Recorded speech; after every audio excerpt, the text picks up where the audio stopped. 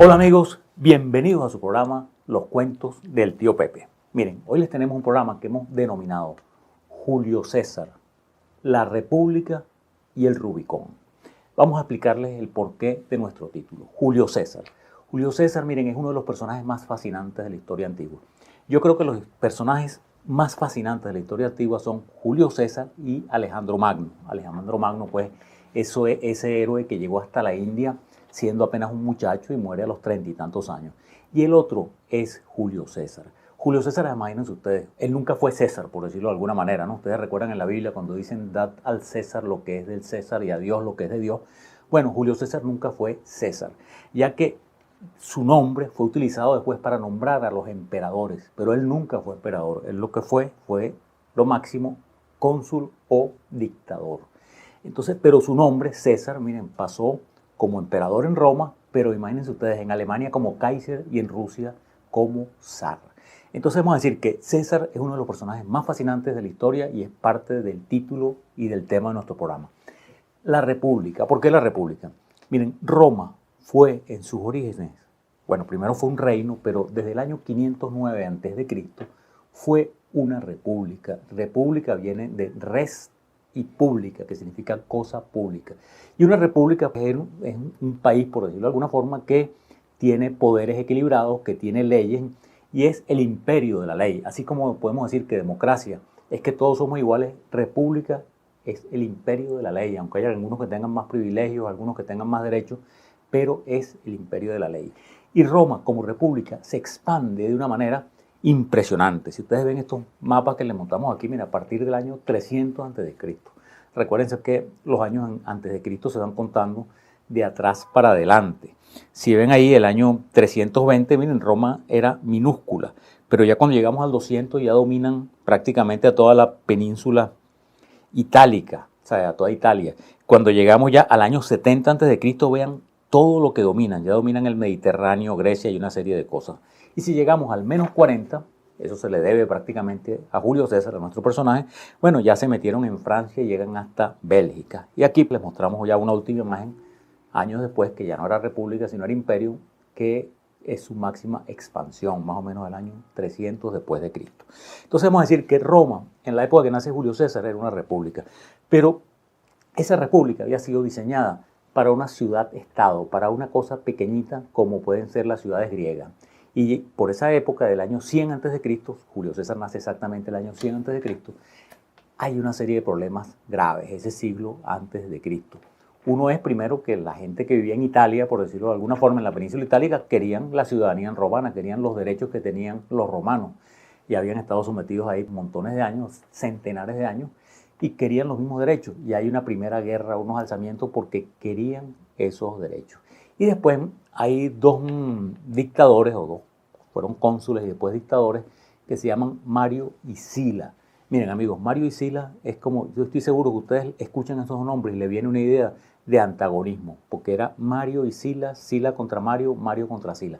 Es esa época que nace Julio César, de su juventud, esos dos personajes se están disputando el poder de Roma. Y cada vez que uno llegaba al poder, arrasaba con los enemigos del otro, los mataba, los tiraban por la roca Tarpeya. No sé si ustedes saben lo que es la roca Tarpeya, no aquí en Caracas, ahí en el Helicoide, sino allá en Roma. Era una montañita que no es que era muy alta, pero tenía peñasco y era una de las formas favoritas de ejecución, que lanzaban a un tipo ahí amarrado con las manos atadas y el tipo se daba golpes con las peñas, quedaba abajo medio muerto y ahí se moría lleno de dolores y de polifracturas. Entonces cuando estaban Mario y Sila, bueno, esa roca Tarpeya estaba en pleno funcionamiento. Y nuestro personaje, Julio César, nace en esa época de esa pugna y él es sobrino político de Mario. Mario estaba casado con la tía Julia, pues así como el título de esa novela, él estaba casado con la tía Julia de Julio César. Entonces Julio César era sobrino de él y su familia era partidaria de Mario. Y el partido de Mario eran los populares, vamos a decir, se llamaba los populares, y el de Sila eran los, vamos a decirlo, los oligarcas, los patricios que se llamaban los optimates. Entonces están en esa polarización de esa lucha. Y cuando Julio César tiene 15 años, está el partido de él, el partido de Mario en ese momento, estaba gobernando, ya Mario había fallecido, estaba gobernando un señor que se llamaba Lucio Cornelio Cinna, y él se casa con la hija de Sina. Él conocía a esa niña desde joven, era así como el caso de Helena de Troya con Menelao. Se conocían desde niños y él decide casarse con ella, aunque su padre le había destinado otra mujer en matrimonio.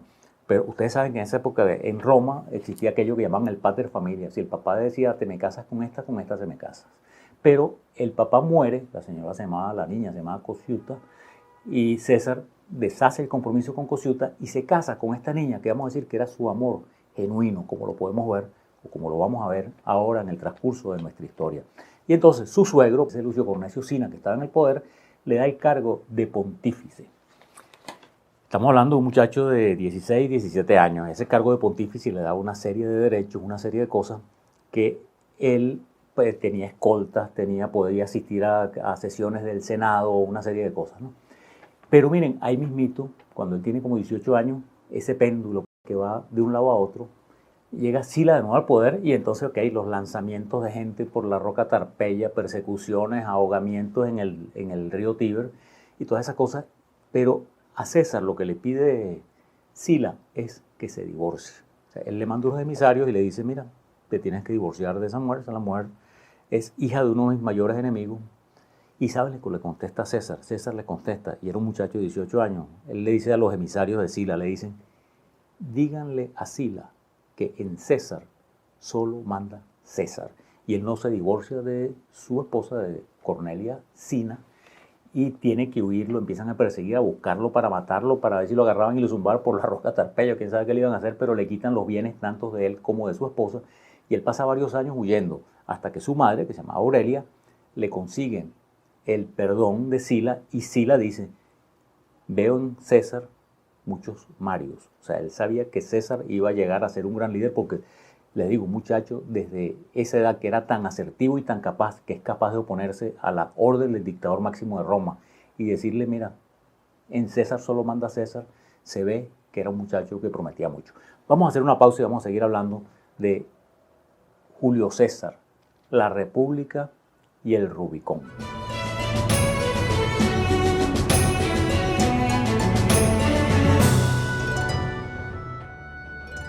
Amigos, seguimos hablando de este programa que hemos denominado Julio César, la República y el Rubicón, y ya hablamos del porqué de Julio César, el porqué de la República, y vamos al Rubicón.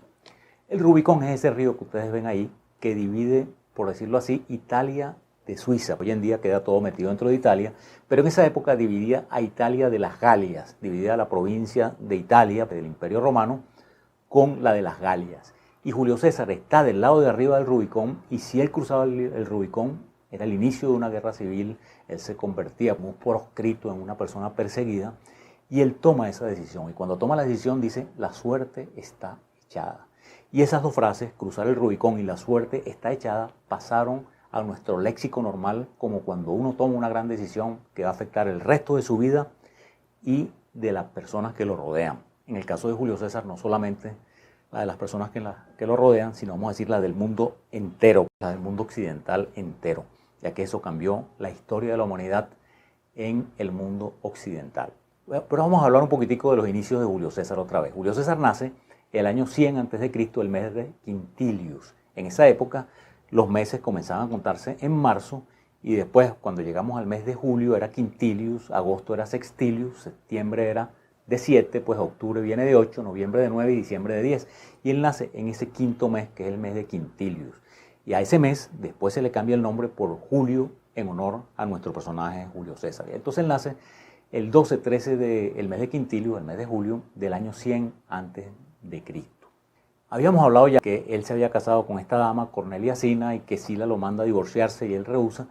Y estamos en la época en que él tiene 23 años y él quiere ir a la isla de Rodas a estudiar oratoria, filosofía y algunas cosas.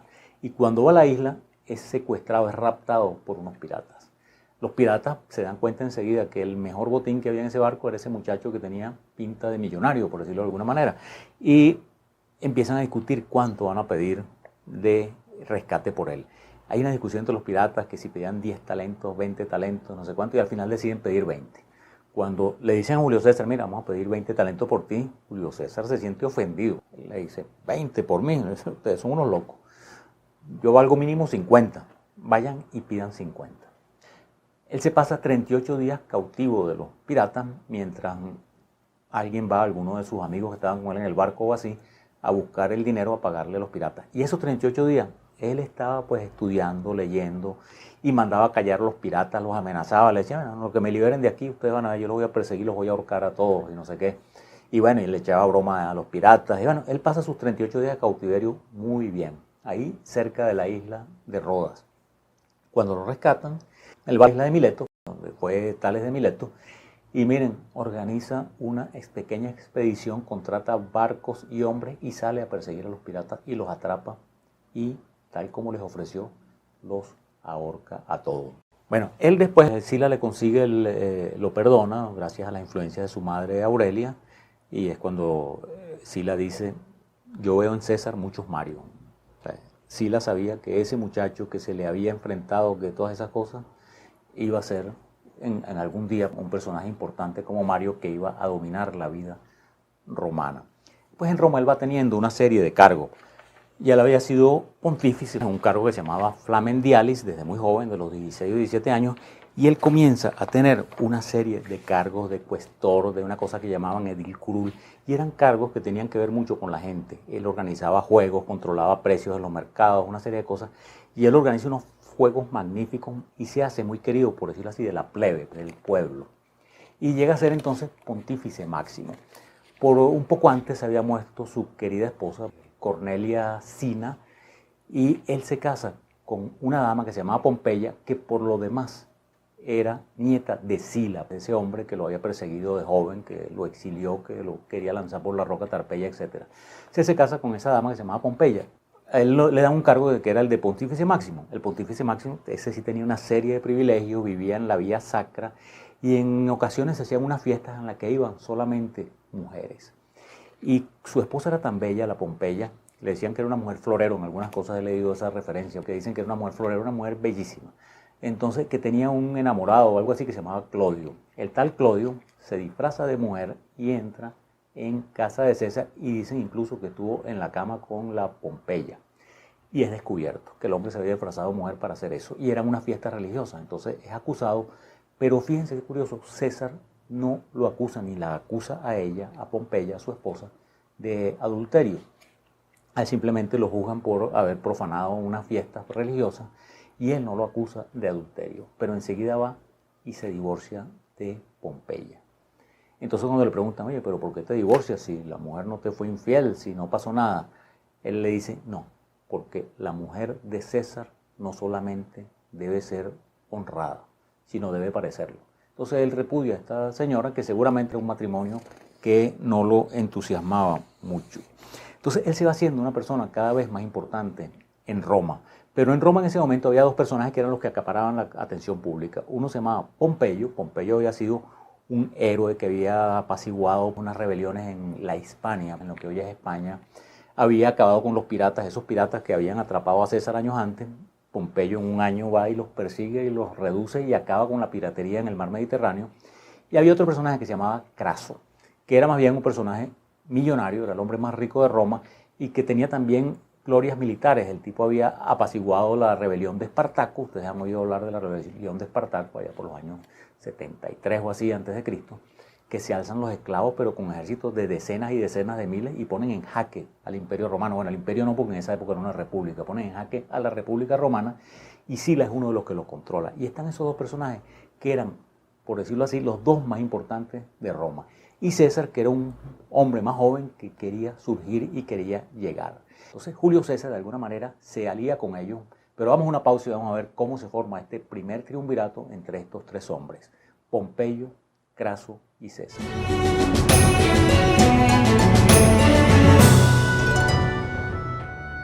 Amigos, seguimos hablando de este programa de Julio César, la República y el Rubicón, muy importante el Rubicón, y ya vamos para allá. Llegamos al año 59 y están estos dos personajes, Pompeyo, que era un héroe militar, sin duda el más importante de todos los romanos de ese momento. Después venía Craso, que era el hombre del dinero, el hombre del billete, como diríamos hoy en día, y César, que está buscando cómo surgir. Entonces Pompeyo, César le da en matrimonio a Pompeyo su hija Julia, la hija que había tenido de ese primer matrimonio con Cornelia Sina. Y aunque Pompeyo era 6 años mayor que él, el señor se casa con Julia y la quería mucho. Pompeyo estaba muy enamorado de Julia. Y César en esa época también se casa con una dama que se llama Calpurnia, que fue su esposa hasta el momento de su muerte, de la cual vamos a hablar en otro programa. Pero entonces César, con ese acercamiento a Pompeyo y a Craso, Pompeyo y Craso eran enemigos, él los logra acercar y hace que formen un triunvirato. Estamos hablando, como les dije, del año 59 a.C. Pero una persona para ser importante en Roma realmente tenía que hacer campañas militares. En Roma habían dos formas de hacerse rico, aparte de los negocios normales, habían dos que eran un poco anormales. Uno era, por decirlo así, Poncio Pilato, que lo nombraran a alguien administrador de una provincia, porque ahí se enriquecía pues, buscando propinas o extorsionando a la gente de la ciudad. Pero la otra, que era la más eficiente, que además le daba mucha fama a la gente, era conquistando tierras. Entonces en ese momento se alzan lo que se llaman las Galias, que eran Francia, Bélgica y Suiza, esa zona y quizás un poquitico de Alemania. Hay un alzamiento en la zona de las Galias, entonces César dice que lo nombren a él y César se va para allá, él pasa 9 años. Los primeros 6 años él logra apaciguar las Galias, consigue tesoros, manda tesoros a Roma, una serie de cosas, él se hace rico también porque todas esas partes se quedaba él con cosas. Además, se hace querido de sus soldados porque le reparte a los soldados. Y él se toma en esos 6 años. En esos 6 años él llega hasta Inglaterra, que se llama Britania, y hasta atraviesa el Rin, lo que es Alemania. O sea, no los conquista, no los deja, no deja bases permanentes, pero incursiona en esa zona. Y bueno, él pacifica las Galias. Pero ahí mismito se le alza un personaje, un galo que se llamaba Vercingetorix. Vercingetorix es el que origina, no sé si algunos de ustedes han leído las comiquitas que salían en una época, pues los años 70 o así, 60, 70, de Asterix y Obelix. O sea, Vercingetorix es como decía Asterix. Vercingetorix logra aliar a todas las tribus galas, pues a todas las tribus de Francia, Suiza y Bélgica, para que se alcen contra los romanos. Y César, que ya los había pacificado, tiene que emprender una nueva lucha hasta que lo va arrinconando y sitia a Vercingetorix en una ciudad que se llamaba Alesia, que era una ciudad amurallada. César con toda su paciencia la rodea de torres, murallas, huecos, cosas de madera y la empieza a sitiar por hambre. Los galos adentro sitiados se dan cuenta que se les va a acabar la comida y botan a las mujeres y a los niños y a los viejos para afuera y se quedan nada más los militares. Pero César, que está al otro lado, no los acepta, los deja ahí o que se mueran de hambre o que vuelvan a entrar. Entonces los tienen que aceptar que vuelvan a entrar. Después vienen unas tropas galas a ayudarlos y casi son derrotados, si no es porque César en persona va y se apersona de la situación, lo derrotan y se acaba ahí la historia de Julio César. Pero él con su valor y con su inteligencia militar logra por fin rendir a Alesia. Y este personaje, Vercingetorix, sale de la ciudad a rendirse. Sale y es una pintura famosa que le mostramos ahí, que él tira sus armas y se rinde a César. Al pobre Vercingetorix lo meten en una jaula, lo están paseando varios años por Roma hasta que lo estrangulan.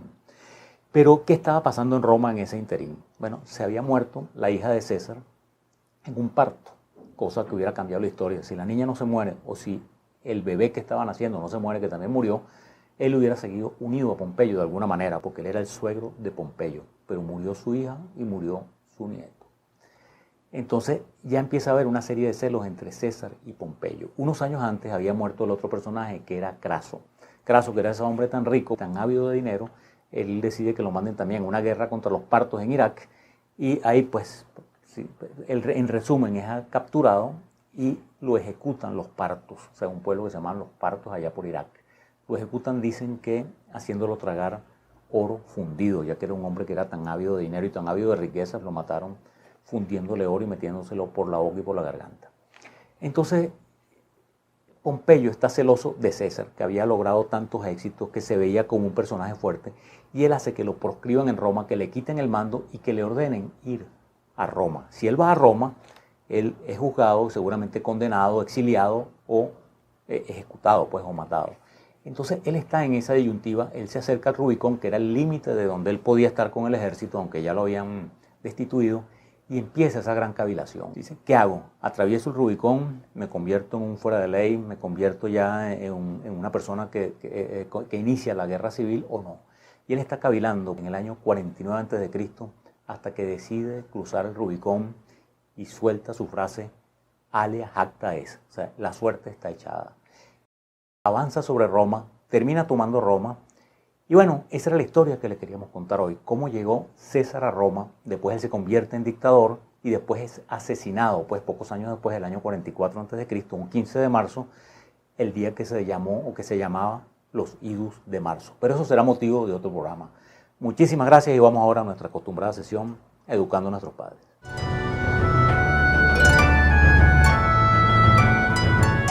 Educando a nuestros padres. Amigos, en este Educando a nuestros padres, yo nada más les quiero hacer énfasis en la determinación de Julio César y en su capacidad para tomar decisiones. A todos nos pasa que tenemos que cruzar el Rubicón de vez en cuando. Todos tenemos que tomar de vez en cuando unas decisiones que van a afectar nuestra vida, que van a afectar la vida de nuestros seres queridos, de nuestra familia y cuidados y más. Depende del cargo que uno tenga en la empresa o en el país. Y yo lo que los estimulo en este Educando a nuestros padres es que evalúen la situación, pero no le tengan miedo a la decisión. Tomen la decisión y vayan hacia adelante, que hacia adelante es para allá. Muchísimas gracias, muy buenas noches, los esperamos en un próximo programa, Los Cuentos del Tío Pepe.